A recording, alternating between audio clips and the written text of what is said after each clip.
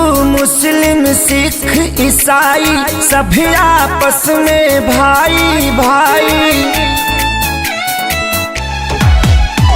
हिंदू मुस्लिम सिख ईसाई सभी आपस में भाई भाई। हर जगह के तीनों रंग आसमान में, सब मिलकर जन गण मन गाओ इस तिरंगे के सम्मान में। सब मिलकर जन गण मन गाओ इस तिरंगे के सम्मान में।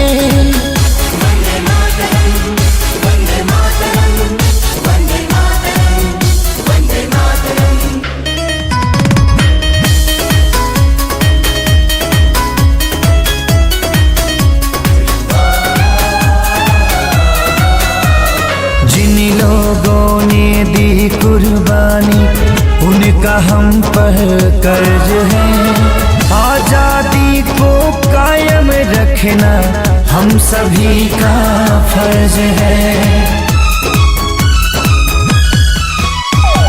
इसकी लहर में माँ की ममता बूढ़े बाप की सीख है। मासूम बच्चों की किलकारी विधवाओं की चीख है। दाग लगे ना भारत माँ के शान में, सब मिलकर जन गण मन गावो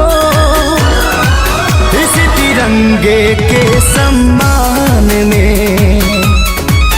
सब मिल